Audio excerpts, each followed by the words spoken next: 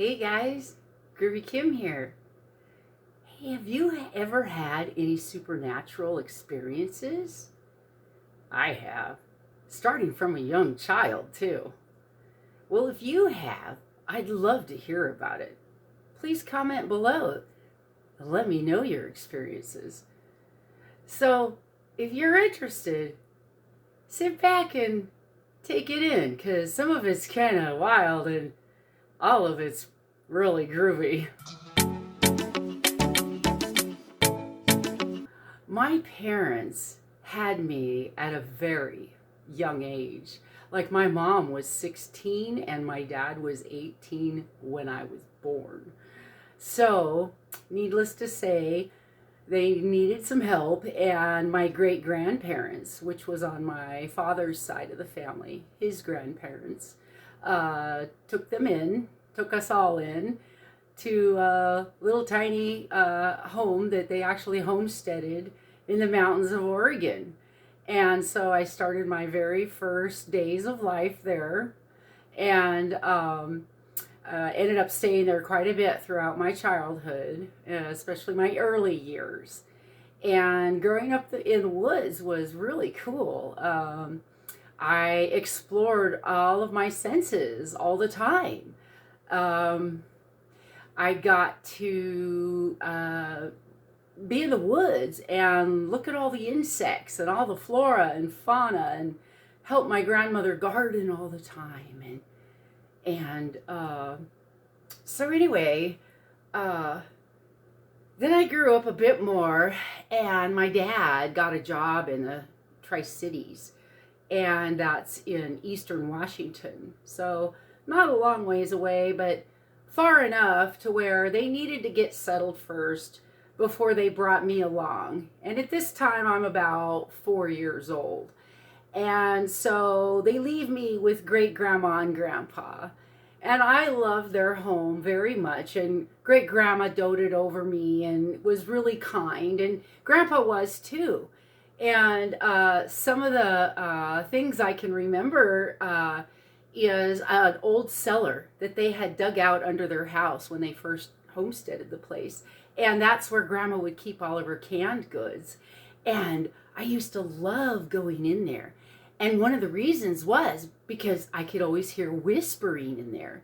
And I always wondered what they were saying, but I could never make it out. And I can remember asking my great grandma, "Grandma, do you hear that?" And she'd say, "Hear what, dear?" And I just chalk it up to, well, she just must be old and hard of hearing. She just must not be able to hear it. And so, I just actually, when she was out gardening or doing something and I would disappear for a minute in the yard and she wasn't looking, I would tend to head towards that cellar and listen to see if I could hear the whispers.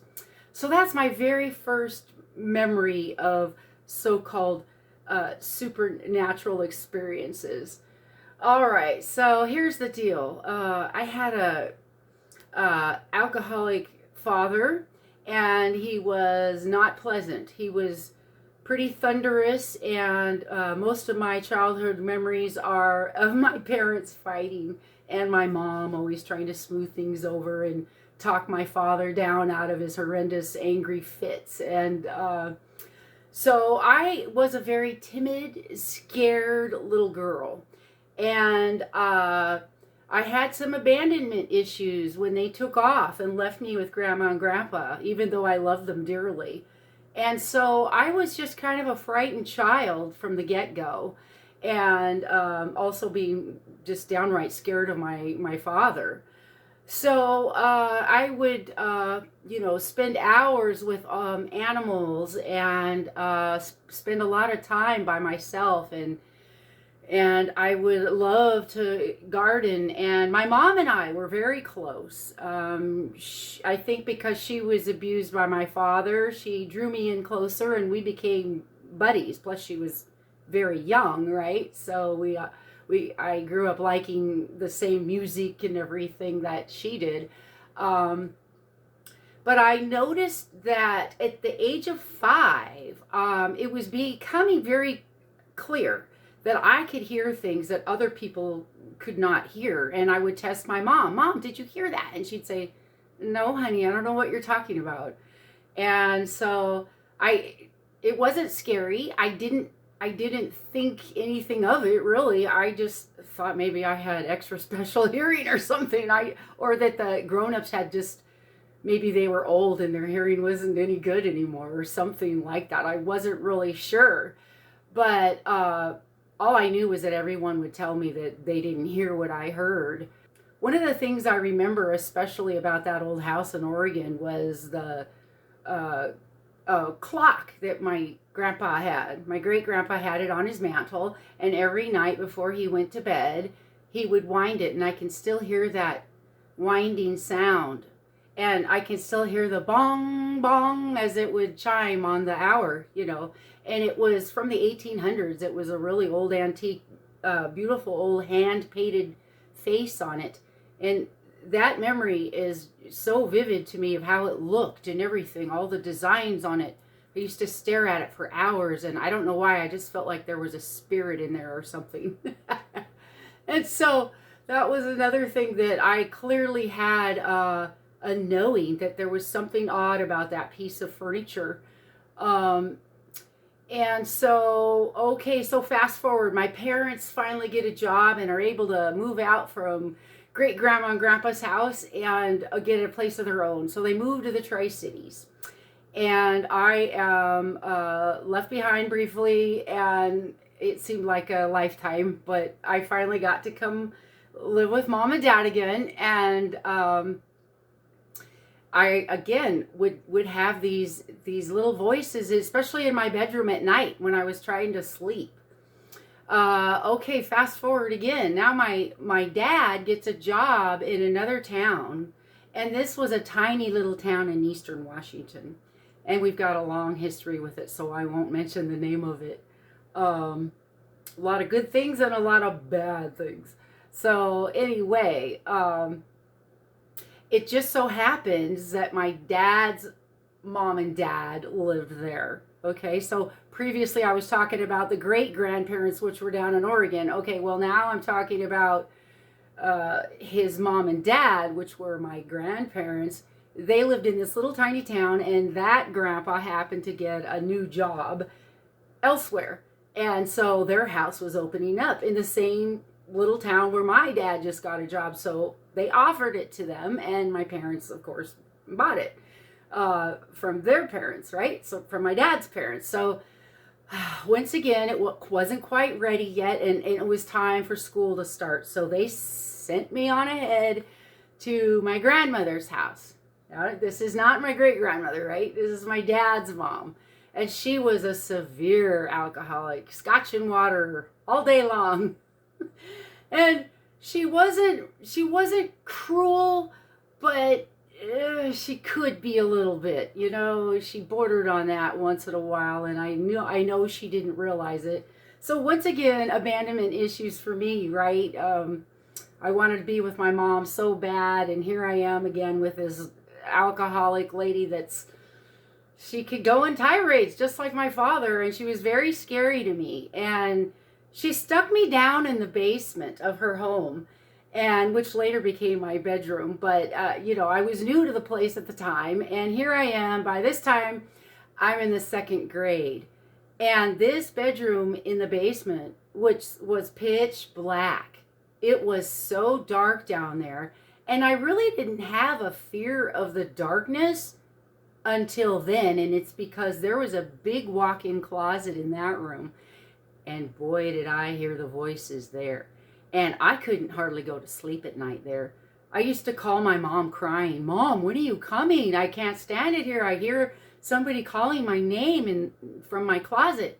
And I know she just thought I just wanted her there and I was homesick or whatever. Didn't really believe about the voices, right? She was nice and she tried to comfort me, but I really did hear whispering.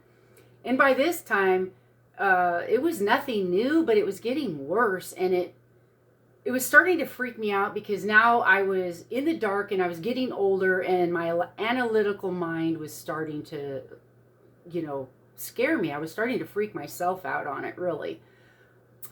finally, my parents come and they move in, and those grandparents move off to their new home. And so now I've got my new bedroom in the basement. And by this time, my mom's helped me decorate it, and I've got night lights, and and I'm feeling better about my room, and I'm not as scared, and I've got lights, and by this time I know my way around, and I can find the bathroom in the night. That was terrible the first few nights I was there before, when I was first sent there. I couldn't even find the bathroom in the night. It was so pitch black. I just would stand there in the dark with this whispering of my name.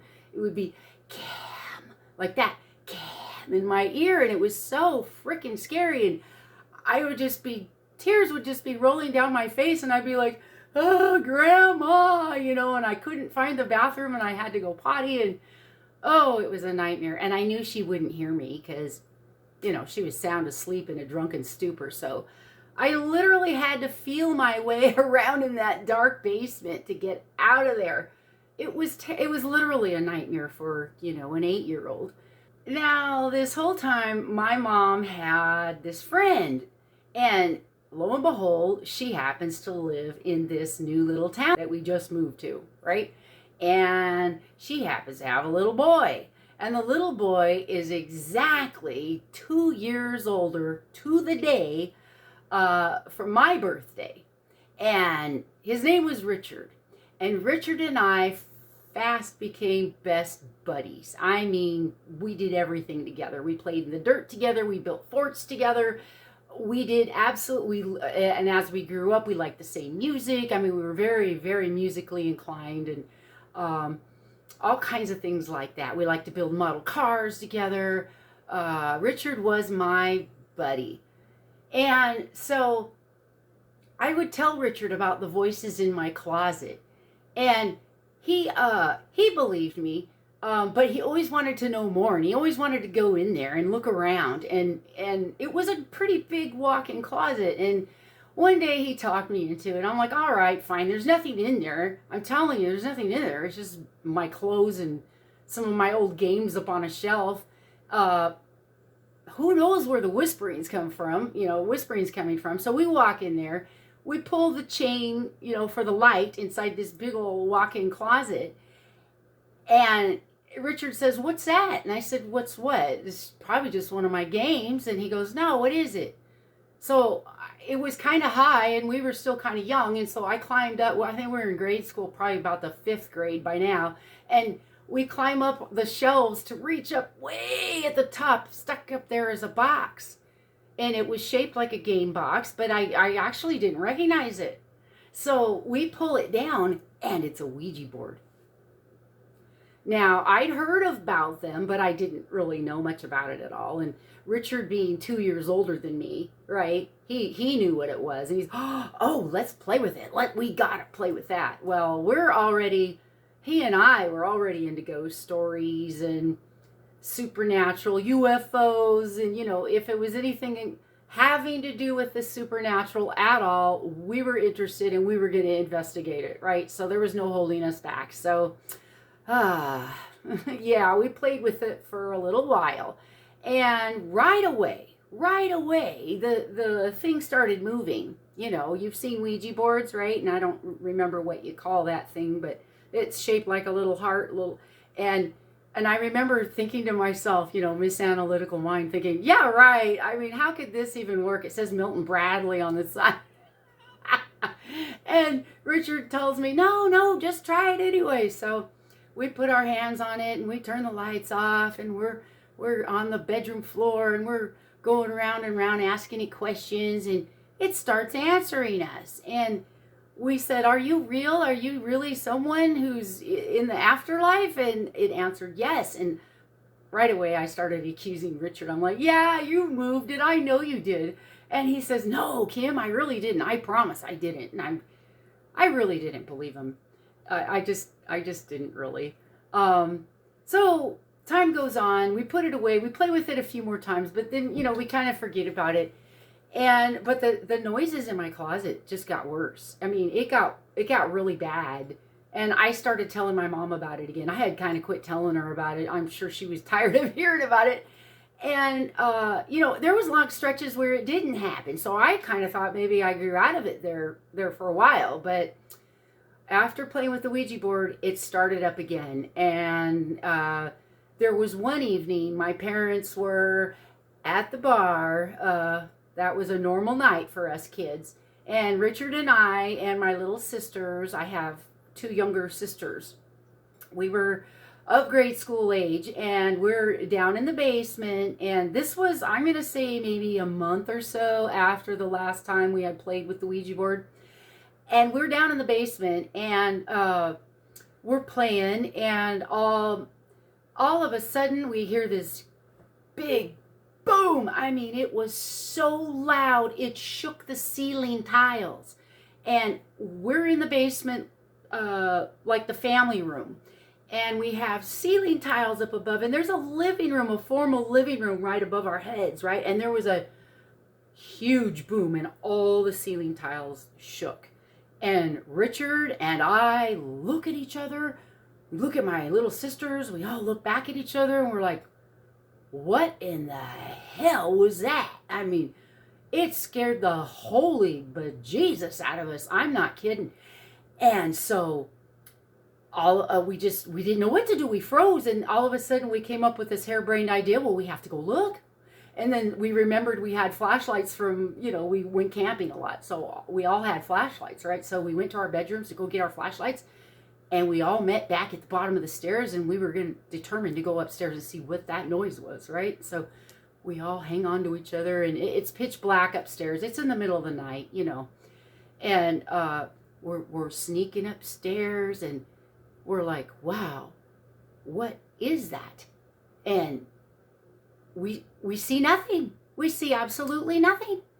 So we're like, oh, I don't know, but that was one heck of a noise. I mean, okay, was it a sonic boom outside? We had a lot of sonic booms back in those days in Eastern Washington. And, but it was in the night, so that kind of didn't make sense. Those usually happened in the day. And, whatever, we went back to playing, and it didn't take very long, and we heard the front door slam upstairs, and we knew it was my dad, right? And I say because all of us kids were frightened of him, and so we immediately hushed up our game and quickly cleaned up and got ready for, whatever scolding we were going to get. And boy, did we ever this time. He started raging, and I was shaking, and he just said, "You kids come here." And so we reluctantly slunk our ways upstairs, and he's like, "Look at this."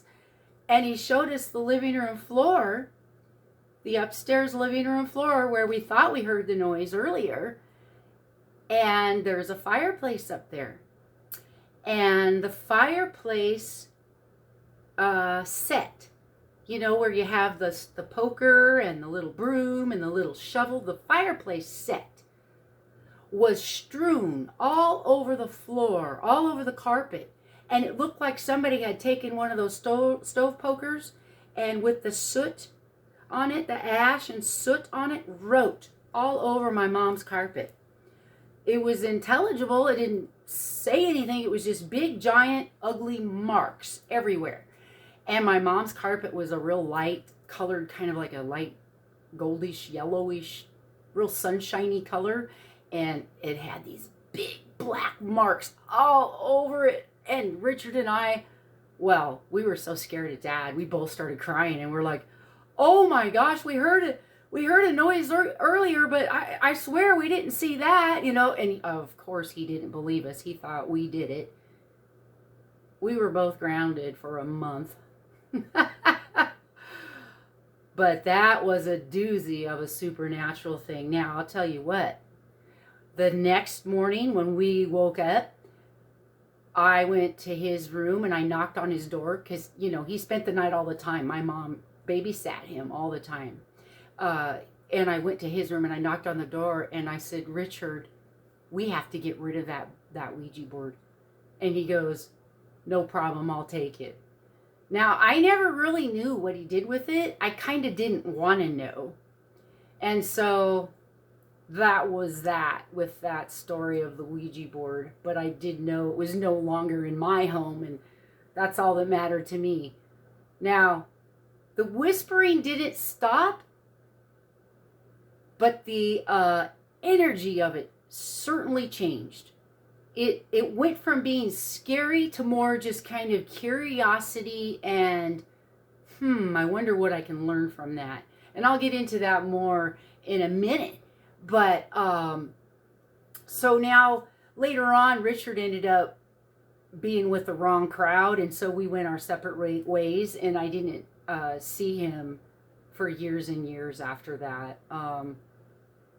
But one time he did invite me over, and I hadn't seen him in so long. I was excited to see him, but I heard through the grapevine that he wasn't hanging around with the right people, and being in a little town, you hear things. And so, but I missed my buddy, and I hadn't seen him in a long time. And now we are in the teenage years. So I come by his house, and he's having a party. And I clearly see that, I shouldn't be here. These are the wrong kids to be hanging around. Believe it or not, I was pretty much a good kid at school. but, and no more had that thought got in my head, and here come the police. Well, yeah, I was right. He had the wrong people at his party, and the police were looking for somebody. And I got so scared, I didn't know what to do. And they were starting to bust into the front door. I mean, literally bust their way in, and they were starting to grab people. And the living room was really crowded with a lot of music and things. But I was clear-minded, and I saw before a lot of people saw what was going on, because it was so noisy. I saw the police there, and I hightailed it to the back to the bathroom. And I listened to what was going on. And I could hear them slamming people down on the floor and handcuffing people. They were being very brutal, to say the least. I'm not sure why, but they were very angry. The police were very angry at this party and the party goers that were there. Whom, by the way, I knew none of these people. I only knew Richard, and I only wanted to be there to see my buddy. But so this big bus goes down, and I am so scared. I finally remember in my head that as kids, I knew of a hiding place in his house. And I thought, surely the police are starting to search the house. I could hear them doing it. And I just, something told me, remember that place. And I almost heard it. I swear to God, it was audible. It was like, remember the place. And I was like, oh, yes, the place. And while the chaos was going on in the living room and all the arrests were being made, I made my way down the hall, and nobody saw me, and I found the place, which was a way to get under the house via Richard's closet. And I pulled the panel back over my head and ducked down under the closet just as I heard the closet door open. And I could barely see through the cracks of flashlight. I could see the police officer looking in the closet for people. But I was so well hidden underneath the floorboard there, under the house, he didn't know I was under there. And so he eventually closed the closet door and left, turned off all the lights. Now I'm under the house. And it's quiet. And the bust is over with. And the people are all gone. Party's gone. I'm the only one there. They've even hauled Richard off to the police station. I'm the only one there, and I am in pitch black under the house, and boy, am I scared, because I had crawled away a little bit from the opening that I had closed above my head, and I could no longer find it. It was so dark under there, and there was cobwebs everywhere. I could feel them on my face. And I'm not scared of spiders, thank goodness, but, it was unnerving, to say the least. Now, here's where voices actually weren't scary. I heard to the left, and I went, really? And I felt over to the left a little more, and I was like, well, my goodness. And it lifted a little, and I thought, there it is. There's the panel. And I had been searching a little while, and once I calmed down a minute and listened to my intuition, I heard a little voice that said to the left. And I was like this, and I reached, and there it was, and it lifted ever so slightly to where I knew that's it. So I lifted it up, crawled out, and got back out of the house. Nobody was there. And I walked all the way home, which was, I don't know, 5 miles or so in the dark. But I had never been so shaken in my life. And I just shook and shivered all the way home.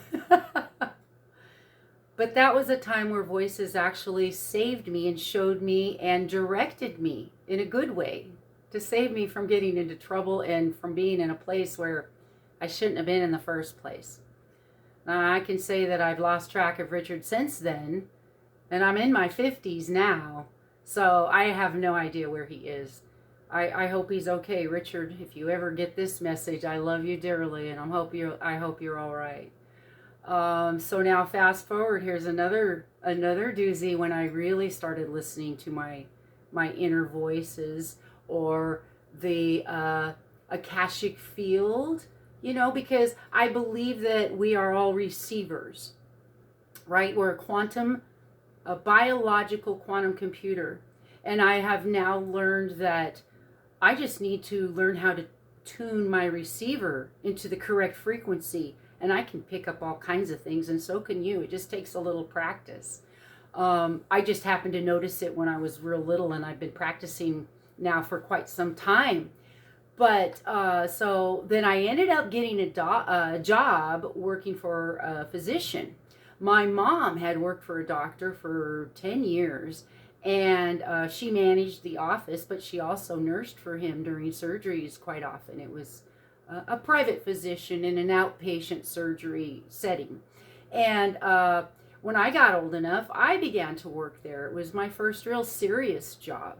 And I started out, just being the secretary at the front desk, the receptionist. And then I learned how to do the filing. And then I moved up to assisting in surgeries towards the end as well. And we stuck together for over 20 years. And we had a great staff, and we just love one another. We still keep in touch. And anyway, one day at the doctor's office, I am covering for everybody as they go to lunch.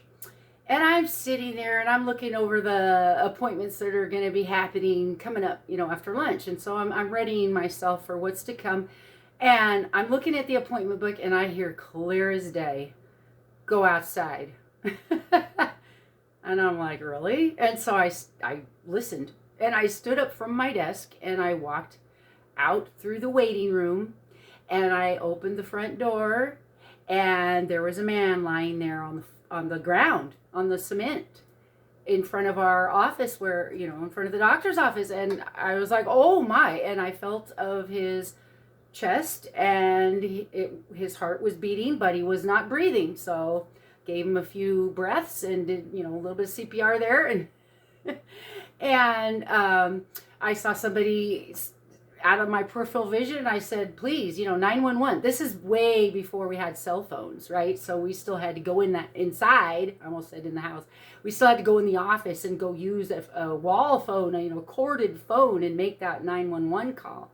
And thank goodness the hospital was actually just right across the street. So the ambulance was there lickety-split. And ended up saving the guy's life. But if it weren't for me listening to that voice to stand up and go outside, he would have died.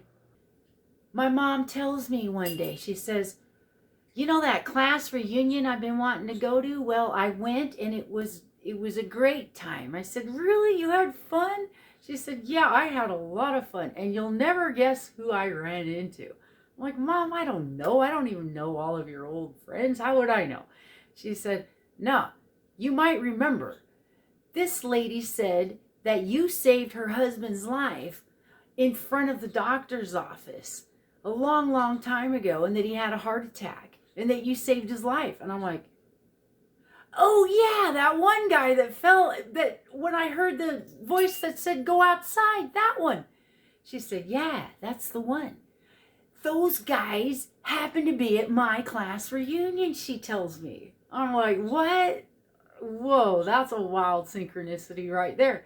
And so, yeah, they sought my mom out and they said, we remember your daughter. Tell her thank you. And she came and told me, and she said, they said to tell me thank you. And I couldn't believe it. That was another really weird synchronicity. But I'm starting to believe that, I don't know how much of these are I don't think this is coincidence. There's just no way. It's just too much. Pretty remarkable, I'd say. Another time at the doctor's office, it's the end of the day and I'm helping to settle the books. My mom and I were jack of all trades in that office, so we did everything from sterilizing instruments to counting the money at the end of the day. Anyway, we're counting it and we're trying to close the books, and yeah, there's several $1,000s missing, and we're like, wait a minute, that can't be right. So we count it 3 and 4 times, and as I like to say, double, triple, fourple, fipple. Don't mind me, I'm a comedian at heart. Anyway, so we just can't believe that all this money's missing, and we're sweating bullets. We don't know how we're going to tell doctor. And we're like, all right. So we make executive decision, right? Let's go home and sleep on it. Maybe we did something dumb. I don't know, but we're pulling our hair out. Let's agree to come back extra early in the morning and look again, right? So that's what happens. And so I was in bed that night and I'm laying there and clear as a bell in the middle of the night, and I shot up in bed and I heard, in the waiting room. And I went, really? And I don't know why, but I always say that when I hear a whisper. Now I do anyway. I always go, really? As if I need to say that. It's almost like I have to double check, like, did I just hear that? So anyway, I go to work that morning and I race into the waiting room and I start looking and sure enough, behind one of the chairs in the waiting room is a big wad of cash. And there it was. And, we thought about it, and it was kind of obvious who else was in the, in the office and in the room, or who else had access. So it was another nurse, a new hire that we had, and we had a talk with her, and sure enough, doctor fired her that day. But, another example of these voices. Yeah, so here's another one. My sister, when I was a teenager, I had just graduated high school. And so she was 3 years younger than me. So she was 16, and she was in a terrible car accident. And my father, being the wonderful person that he was, blamed me. And it was a terrible situation in my family. My parents ended up getting a divorce over it, and I ended up running away. And my mom and I were so close. I mean, we've been through so much turmoil with this father of mine and husband of hers that we had developed a very, very close bond. And now with my sister in this terrible car accident, and we didn't know if she was going to live or not. And my father was behaving so horribly. We got even closer, but I just couldn't stand it. I skipped town for a while, independent young woman that I was. And I ended up running clear to California all on my own. I look back at that now and I think, wow, what was I thinking? But nonetheless, I would call my mom almost every day. We would talk for hours. And the weird thing is that often we wouldn't even dial the number. We would just, now again, this is way before cell phones and back when we still had corded phones and you had to, either push button or literally dial the phone. And we wouldn't even dial. We'd just pick up, get ready to dial, and we'd notice there's no dial tone. Remember that back in the day of a dial tone? You'd had to have a dial tone before you could dial. There'd be no dial tone, and you'd be like, hello? And then my mom would say hello, and we'd laugh, and we'd go, What? You're on the line too? And we'd both be on the line at the same time? Neither one of us had dialed yet. We did that all the time. We had that kind of a psychic connection. And we would giggle about it, and we still talk about it to this day. And to this day, even with cell phones, she lives in Nevada now, and I'm in Washington State, and we still pick up every once in a while and say, wait a minute, I was just about ready to call you. We still do it. And so there's a lot to this supernatural thing that's been going on in my life for a very long time. So eventually, I come home. For one thing, I really need to help. I needed to help my mom with my sister. The accident was horrible, and I came home, and we spent a lot of time with her and trying to help her out. But she was in a vegetative state, and she remained that way for 8 whole years. Never did snap out of it. She eventually passed away. But, you know, it's that's a strange story there too. We had her all that time, and we would do physical therapy for her. You know, we had her here at home. And I say here because it was here in this home where I'm at now. And we had a feeding tube, and we fed her, and we did her physical therapy. We did her hydrotherapy. We put her in the hot tub. For 8 whole years, my mom and my stepdad, not my real dad, my stepdad and my mom and I took care of her all that time. And I would always talk to her and say, Kelly, can you hear me? Are you in there? And she would shift her eyes a little bit, but she could never speak or really move or anything like that. And one time, I was combing her hair, and I was thinking about it. And I just said, you know, Kelly, sweetheart, if you need to go, you know you have permission to go, right? You don't have to stay here. It's got to be really hard. And if you go, we will understand, sweetie. It's all right to go. And then, you know, I just finished brushing her hair and brushing her teeth and getting her ready for bed. And I put her to bed. And then that evening, my mom called and said, you know, Grandma May is going to come. And that's my mom's mom. Grandma May is going to come get her and for a visit, because me and your stepdad have something to do this weekend, and she wanted to babysit anyway. She hadn't seen her in a while. And so she's going to come get her tomorrow. And I said, oh, perfect. Well, I just, you know, bathed her and everything. So she's ready to go. And so anyway, Grandma May comes and gets Kelly. And the next morning, Grandma May calls me and says, Kelly died. And I'm smiling now because my poor dear sister let go. And I really like to think that I was part of that. And I helped her at least know that she had permission to go if she needed to go, and that she didn't need to hang on for us. And it was just so, you know, it hit me like a ton of bricks, like, huh, right after I said that, it happened. Very interesting. Very interesting. So my younger sister, she began dating this person, and this was a long time ago, and this person was questionable in my eyes. I have a sixth sense about people, and I know if they are on the up and up, or if they're, how shall we say, full of shit. And this person really felt to me that they were not genuine, right? And I really, really, from the get-go, just kind of was looking at him sideways like, I don't know. But since I love my little sis a lot, I gave them the benefit of the doubt, and I kept my mouth shut, and I just kept observing. And I had just met this person, and my sister had just brought them over to my home to introduce them.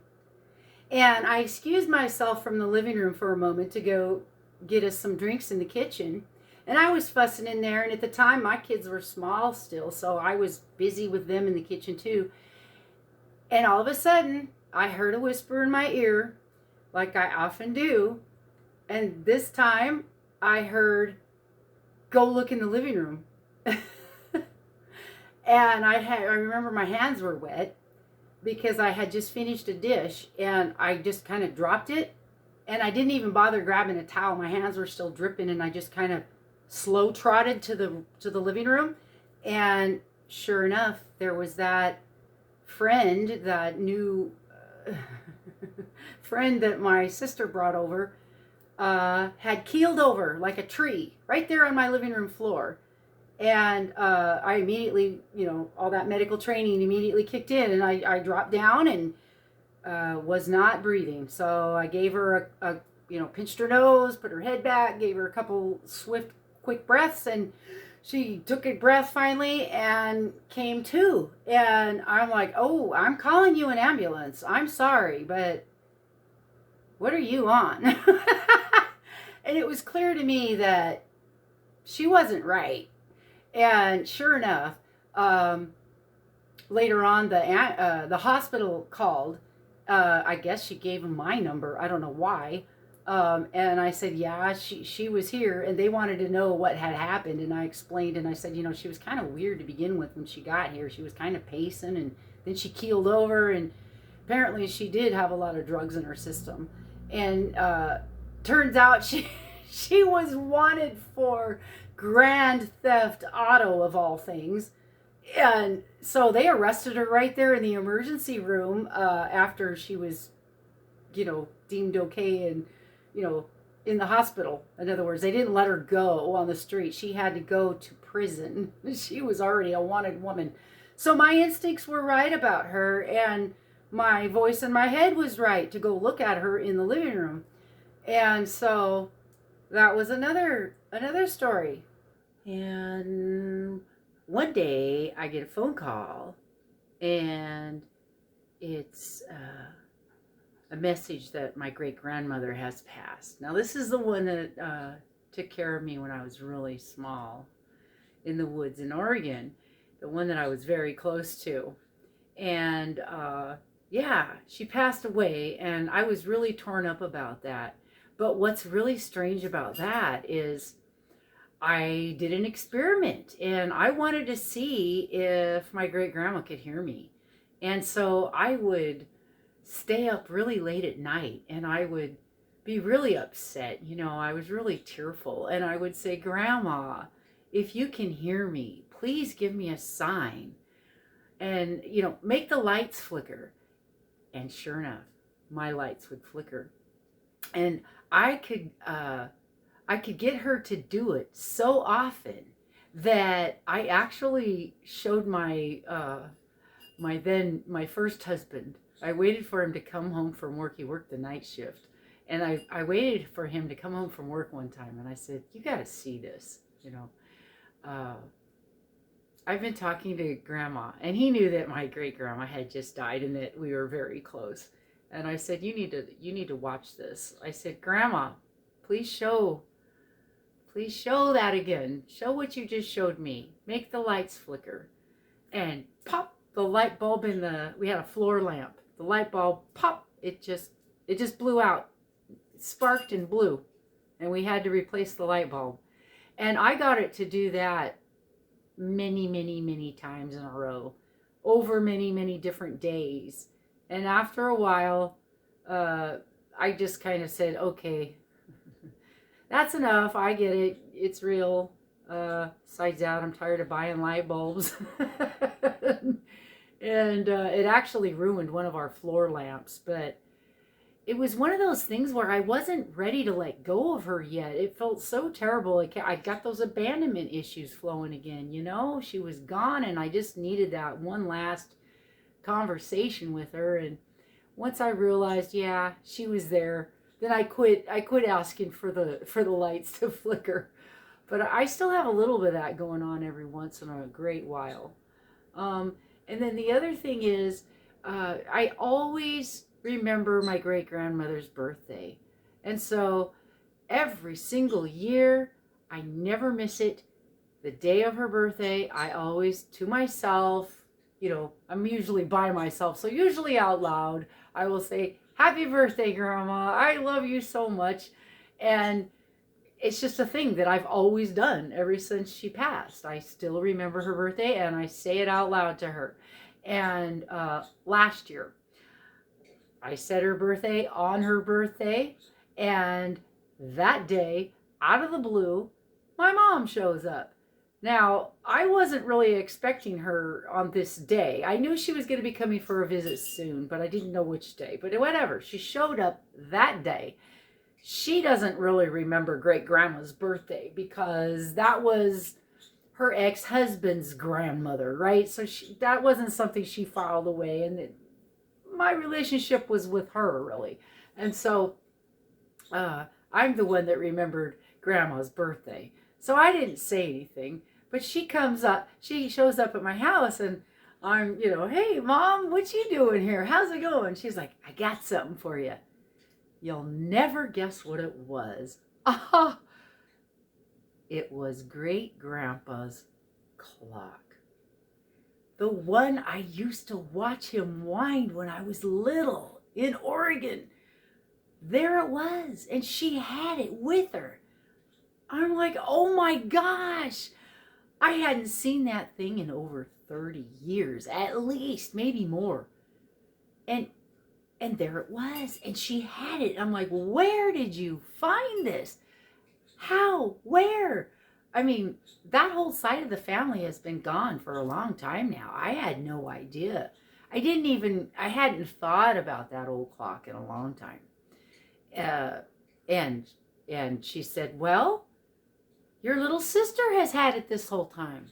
I said, "You're kidding. I didn't know that." And she said, "Yeah," and she doesn't even remember it. And I thought, yeah, my little sis is 6 years younger than me. She wasn't even born when all of that happened in Oregon. I mean, yeah, she doesn't remember that clock. And then, later on in life, I mean, my grandparents still had it for a time, but my sister was just young enough that, yeah, it didn't mean anything to her. And here she had it the whole time, just packed away. Who knew? Who knew? So anyway, so my mom presents me with this clock, and here it is. Now I have it on my piano, and it came full circle. Now that's a really groovy synchronicity. So I guess it was around 2016. By that time, I'm getting really overweight. And at my worst, I was like 234 pounds. And I've lost well over 90 now. I've lost track. I don't even weigh myself. It's not important. What's important is my health, right? Not the numbers on a scale. So, but the point is, I was very, very unhealthy. Rheumatoid arthritis had started setting in. My hands and feet were beginning to disfigure. I could barely walk. My knees were terrible. The cartilage was gone, and my knees were dislocating all the time. My fingers and thumbs were dislocating all the time. I was having to have injections in my hands, and I was a mess. I had cirrhosis of the liver. It was horrible. I was in pain all the time, excruciating pain. I had cramps so bad that sometimes I thought, well, like I say, it would dislocate joints. And if you don't think that's pain, boy, geez. So I ended up in the emergency room in 2018. And this is after years of trying to fight on my own. I'm going to be all right. It's all right. I'm tough. I can handle this. And with years of having an alcoholic hypochondriac for a grandmother, I was bound and determined not to bring attention to myself or certainly seek medical attention when I needed it, even though I knew better. Duh, right? I'd worked for a doctor for years. Aren't we the worst ones, right? Doctors and people who work for the medical field, we're the worst ones. We don't take our own advice. But anyway, and so the doctors were telling me that I not only needed a total knee replacement and possibly a brand new liver. At one point they were considering putting me on a liver transplant list, and that I was going to need to go to the Cancer Infusion Treatment Center for my autoimmune disease. By this time, I had full-blown autoimmune disease, and it's from all the years of anxiety, of all the issues, with my father and the alcoholism in my family and blah, blah, right? All of that added up, and the low-grade anxiety over years and years caused me to become really unhealthy. The doctors were screaming at me. I even ended up having a spot on my cervix and a lump on my next to my bladder. I was just starting to get sick literally all over. And when it hit hard. It kind of felt like it was out of the blue, but really it came on over a couple of years to where it was super hard and noticeable. And I say noticeable because I could no longer self-medicate and pretend like it wasn't there. And when I say self-medicate, in my case, alcoholism, yeah, I would go ahead and drink and take the pain away that way. And after years of that, it really took a toll on me.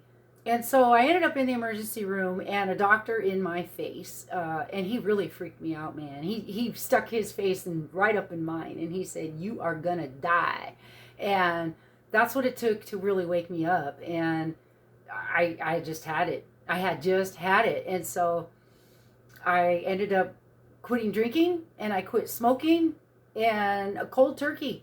I just had it. I just decided, well, I don't like everything my doctor's telling me. And when I say doctors, I mean all of my doctors. I had lots of them, right? With all my different conditions. They all were telling me that I had a lifelong term of medical care now that I was going to be facing. That was just no cure for. And that's that. Get ready. That's your life now, from now on. And then the pandemic hit. And I was in such turmoil, and now all my doctor's appointments started getting canceled because of the pandemic. And I was really up a creek without a paddle, as they say, right? And so, out of sheer desperation, really, I went online and started learning something different. And I started learning that there are ways that you can use your own powers to heal yourself. And once I learned that there was even a chance of that, I wanted to learn more, right? And so I spent a full year studying and really practicing on myself. And I started to see results. The thing is that I found the courage to stop drinking and to stop smoking and to start taking care of myself, because I realized that nobody was going to do it for me. And I had too much to live for. I wanted to see my kids grow old and have grandbabies, for me. And I say, for me? I just love little kids.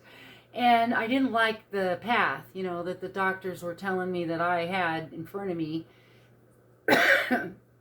And so I started learning something new, and the more I learned how to take control over my own vibrations, the more I saw results, real results in my health. I started being able to use my hands again without pain, and the dislocations stopped happening. My knees quit dislocating, and I straightened my fingers out. I could grasp a cup again. My hands were so gnarled there for a while. I could walk without limping again. I began to dance again. I began to exercise again. I began to move around again. And I started having faith in my own powers. That was huge, right? That was huge. Believing in myself that I could do this. Because I knew other people had done it. I mean, for thousands of years, other people, there's lots and lots of writings, clear back to the ancient Egyptians, of people being healed, right? It's doable, and I wanted to know more. And so I started keeping a journal of different synchronicities and really cool things that were happening as I learned to meditate. And as I started observing these really wild healings that were happening on my own body, it was actually almost unbelievable. It was really cool and super groovy. And so I highly recommend that you start keeping a journal of all the little synchronicities and all the little things that you think may just be coincidences, because really, it's the universe speaking to you. It really is. And boy, I learned that. And so now that I meditate and proactively work on sharpening my senses, I'm getting better at reading them and interpreting all the information that's coming from the ether, you know, all the vibrational information that's out there. You can download all the information your body needs to heal, and you already have all the tools to do it. This wonderful quantum computer biological instrument that you have called your body. And so as my journey progressed and I got better at directing my own vibrations, I wanted to learn even more. And I asked my husband, Michael, if he would come with me to visit a psychic. Now, that's something I've always been interested in and never really, I'd never visited one, and I didn't understand that much about it, but I was super curious and I couldn't wait to pick her brain, right?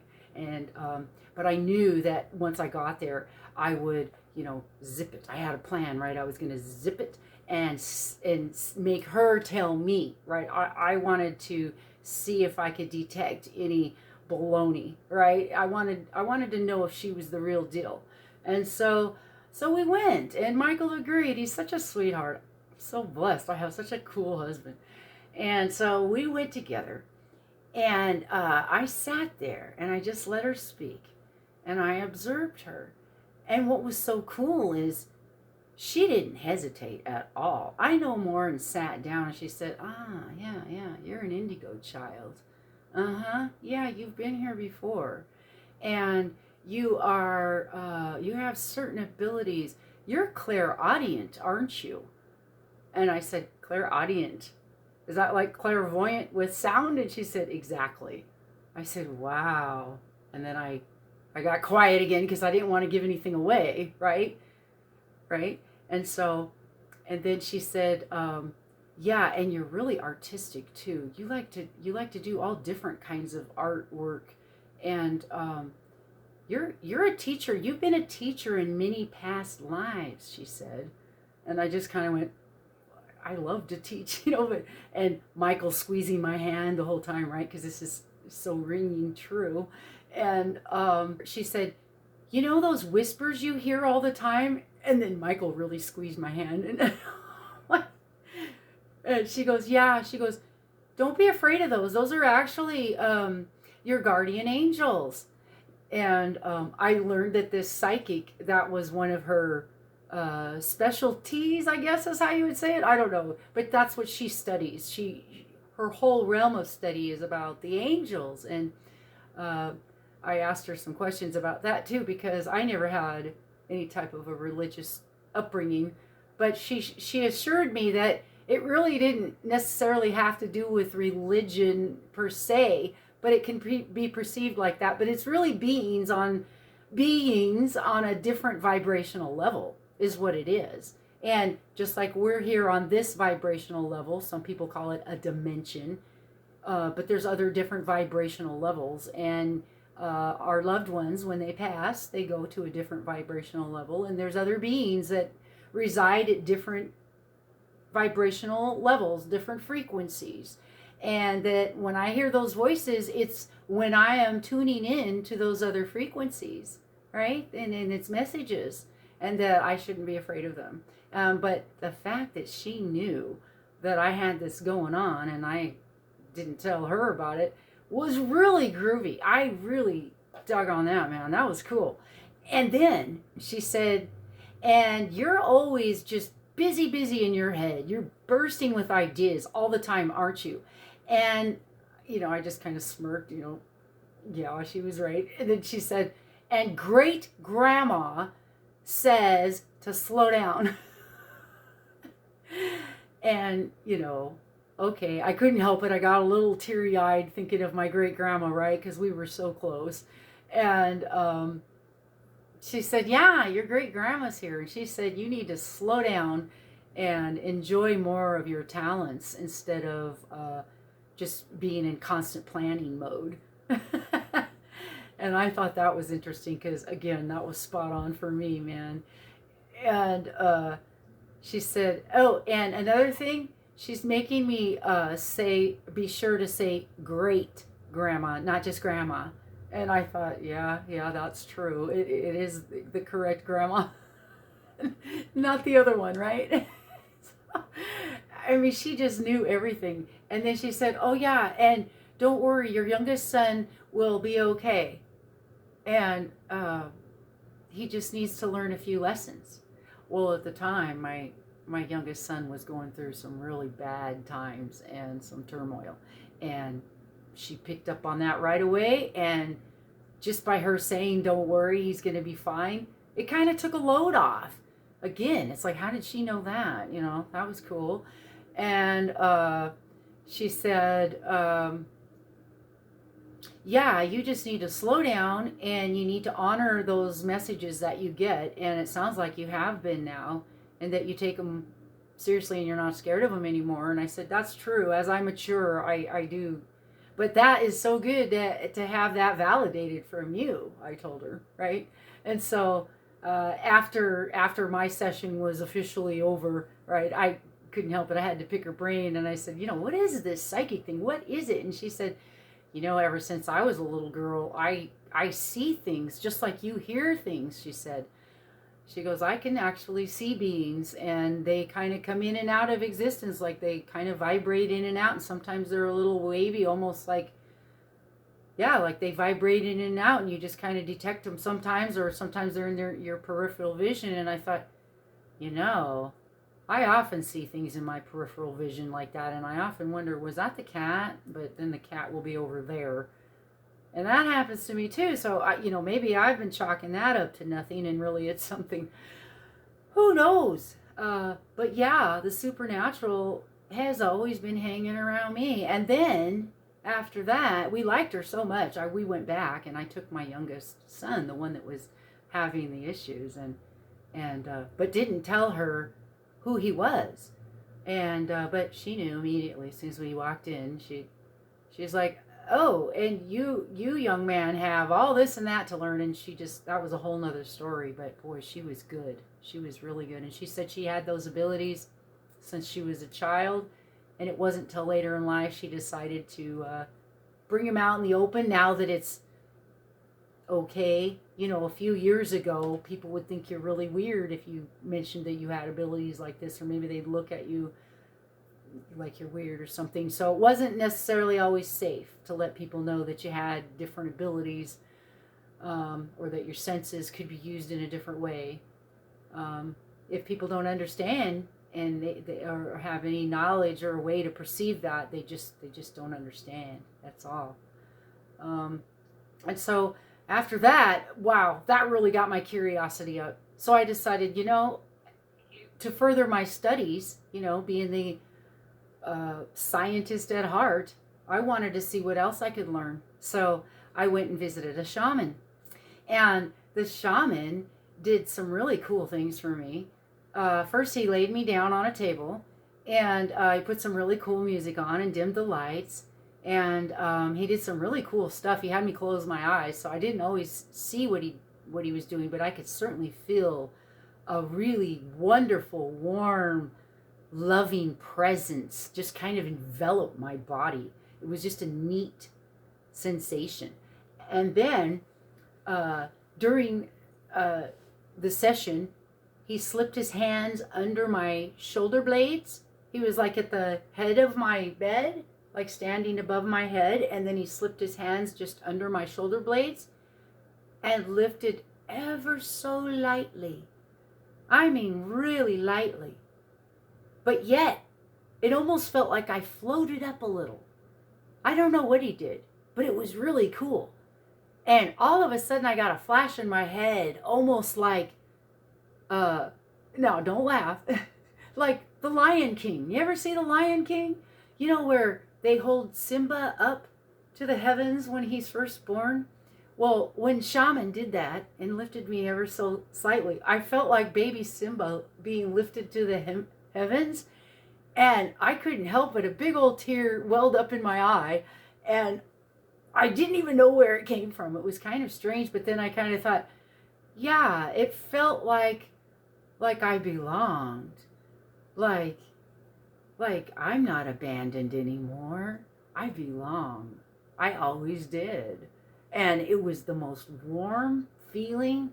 It was really cool. And then after the session, we had a little talk, and he said, Kim, I want you to think about ancestral curses. And I said, what do you mean, like a family curse? What do you mean ancestor curse? And right away the comedian in me comes out, and I'm thinking, like dolls with pins, like I know that's not what he meant, but I really wasn't sure what he meant. And so, that was my way of being silly and defense mechanism, I guess. And so he says, no, I want you to think about that. So I did, and I kind of just thought, nah, well, my family had a lot of issues, but they weren't weird and wild like that to where they would put a curse on anybody. And, that's what I thought. So I just kind of thought, yeah, I don't know. The shaman was cool, but maybe he's a little far out there, right? So I didn't know what to think. Anyway, I went home, and a little time went on, but it wasn't long before a little voice in my head said, look it up. And I did. I looked up family curse, ancestor curse, any way you could name it.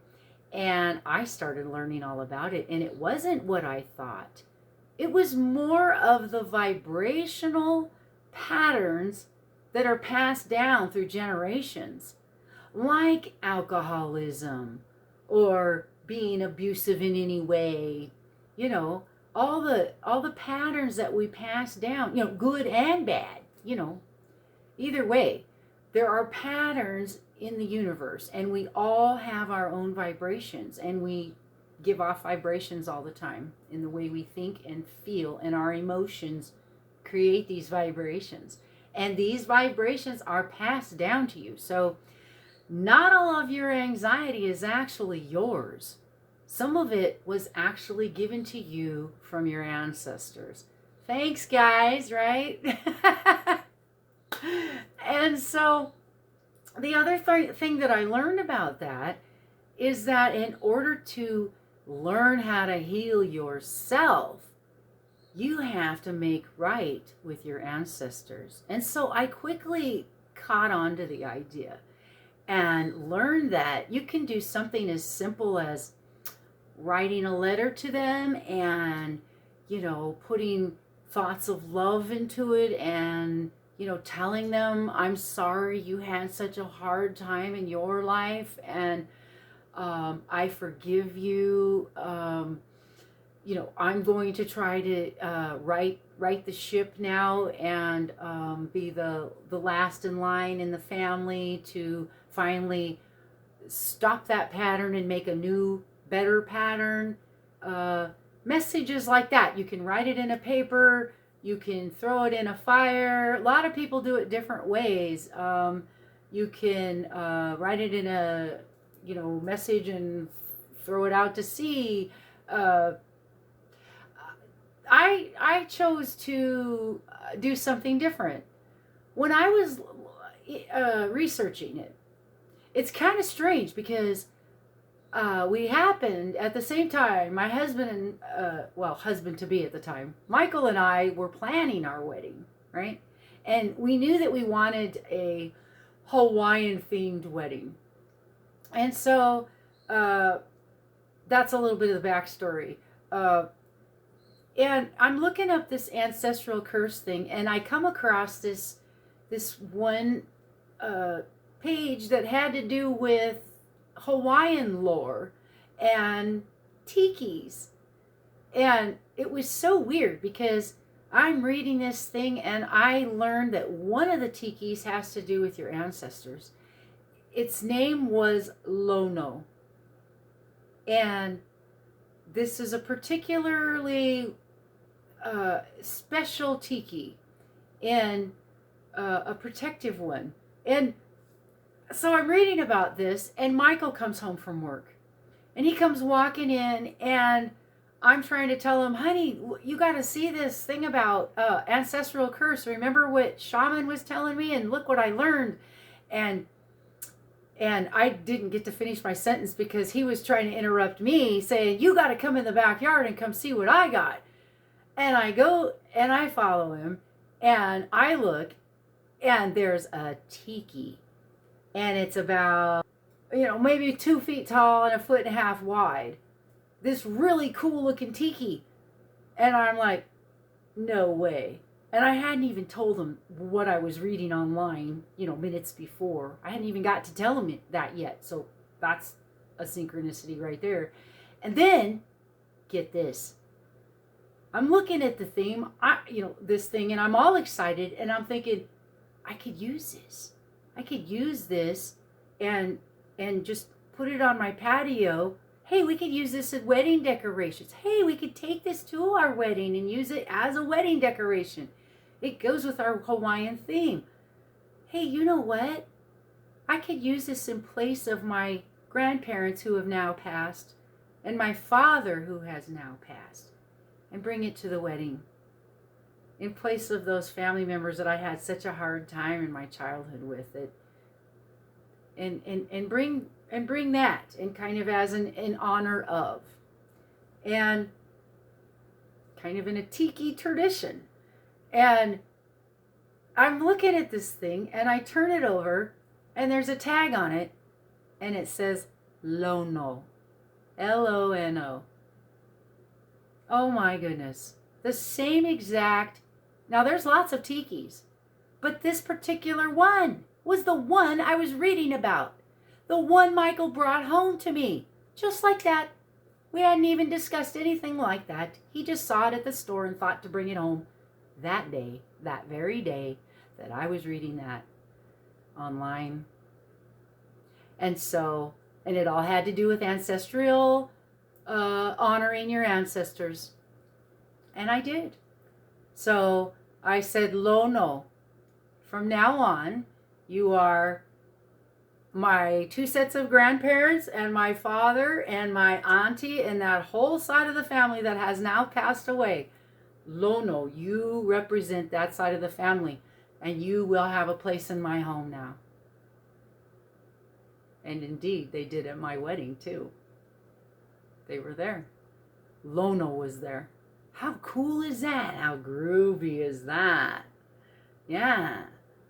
I learned what it meant and all the pain that had been passed down through generations. I learned to forgive my father and my grandmother, because after all, I knew now that I could make space in my heart for them, knowing that they must have had a tremendous amount of pain in their hearts as well, right?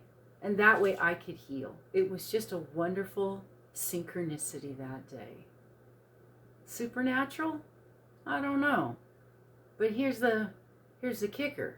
There's more to it. I'm looking at this and I'm reading more about this lore about Hawaiian tiki and Lono. And I read about who discovered the Hawaiian Islands. Well, back in the day, they were called the Sandwich Islands. I know that's kind of strange, but they were. And Captain James Cook is credited for having discovered the Sandwich Islands, which later became known as we know them now, the Hawaiian Islands. And I always love how they say discovered. Yeah, right. Discounting the peoples that were already there, the native Hawaiians. Just angers me. So anyway, what's so strange about Captain James Cook, he apparently knew and learned all about the legend and the lore surrounding Lono. And guess what? James Cook happens to be my biological father's real name. Go figure. Now, if that's not synchronicity, I don't know what is. Wow. Whew. Yeah. So they were at my wedding. All of them contained in Lono. I can remember asking my grandma, my great grandma, I said, I hope you don't mind I stuck you in a tiki. And I swear to God, in the dressing room, on the day of my wedding, I'm putting my wedding dress on, and the guests are gathering, and I'm just about ready to come out and walk down the aisle, and I heard clear as day, no, sweetheart, it's all good. So it was all good, and I walked down the aisle, and there was Lono, and then there was Michael straight ahead, and I continued down that wedding march. But it was really cool. Yeah, we had to put it off, by the way, for a whole year because of COVID. But once it died down a little bit and Hawaii opened up again, the wedding was on, right? So we were going to honeymoon there. And so anyway, it's coming up, and I have this vivid dream one night. And it's about this sea turtle. And this sea turtle is swimming along under the water, and she starts repairing my knees. And she starts fixing all the cartilage in my knees. And I'm like, wow, I can use this. And I had learned from watching other videos, other healing type videos, that you could use a technique called mind movie, creating a mind movie, and you can just literally make up any story and your subconscious will believe you. And that's the reason why you can make yourself sick so easy. You know, they say you can worry yourself sick. Well, it's true. If you think about something and it loops over and over, the anxiety will eventually make you sick. Well, the same thing can be true, to make yourself well. And so I started having these visions of a sea turtle, and I would close my eyes and I would use her in my meditation, and I would start visioning that she's swimming around in my knees and she's fixing all the cartilage. And I would pretend like the sea kelp was the cartilage, and she's packing it in there and making it all cushioning again, and I could just picture myself that I was going to dance at my wedding, and I wasn't going to have a limp anymore, and I wasn't going to have a hard time. I just convinced myself that the sea turtle was going to help me with that. And the funny thing is that I'm looking around, and online all of a sudden I see a sea turtle pop up, and it says the Hawaiian word for sea turtle is honu, Honu. And I was like, honu? Who knew? Who knew that honu was going to be like my ticket to helping myself heal myself, if that makes sense. And so, yeah, I use her often in my mind movies. And in fact, I did a whole video about that. I highly recommend checking it out. It'll explain a little bit more. And here's another cool synchronicity. Not only did I learn that, who knew that if you used something like a sea turtle that you could actually heal your body, but that honu was the Hawaiian word for sea turtle, kind of like a sea turtle goddess, right? And when we arrived, right, our honeymoon finally arrives, and Michael and I, we get to the hotel and we're so happy. The day has finally come and we are just so happy. We can't wait to run down to the beach. We throw our suitcases on the floor, we grab each other's hands and we run down to the beach. Guess what we find? There wasn't just one sea turtle. There wasn't two. There wasn't three. No, there wasn't even fourple or fipple. There was a whole slew of sea turtles on the beach and they were all there. And I was convinced they were all there just for me. I made a deal with Honu. I made a deal with her. Before we even got there, I would tell her, I can't wait to see you. I can't wait to see you. I can't wait to see you. Now, in the back of my mind, the whole time I'm thinking, before we got there, I was thinking, now, if you don't see a sea turtle, don't beat yourself up, right? So I was kind of preparing myself. It might be rare. You might not get to see one, but no, I get there. It's the first thing we see. And not only is it the first thing we see, we saw them every single day that we were there. And Michael even got to swim with them. And I got in the water with them. And I got all kinds of cool footage and video of them. And I just had a grand old time. And the whole time I kept wanting to hug them and touch them. Honu, I love you so much. Thank you for saving me. You don't dare really touch them. They're protected, right? You're not supposed to touch them. But boy, I wanted to.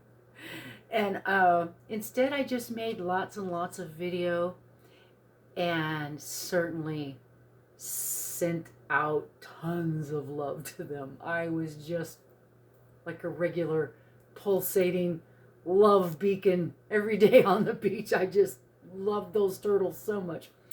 So I learned a lot. And if you watch my videos, you'll know that now I'm a sea turtle fiend.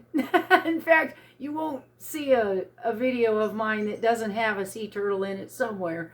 Right now, I've got a sea turtle on, a necklace, and let's see here. I've got, what else I got? Oh, I've got a little one here on my bracelet. See there? And, well, yeah, ocean themed shirt, of course. And yeah, I'm a sea turtle fiend now. And it doesn't really matter. Your subconscious doesn't know the difference between what is real and what is not. That's why you can talk yourself into any kind of anxiety that you want so easily. But you can talk yourself into other things too. And you can tell your subconscious that you're healing. And do silly things like there's a turtle in there healing it all up for you. Or however you want to do it. It really doesn't matter is what I was going to say. Because your subconscious doesn't know the difference. And once I learned that little trick, oh boy, I've been doing so much better. And I do all kinds of other meditations too. Not just the sea turtle one. That's just one way. I also do Zentangle. If you haven't checked that out, you should check that out. If you like to draw, especially. It's a lot of fun. Or if you like to just zone out on cool stuff, check out my Zentangle videos. All right then.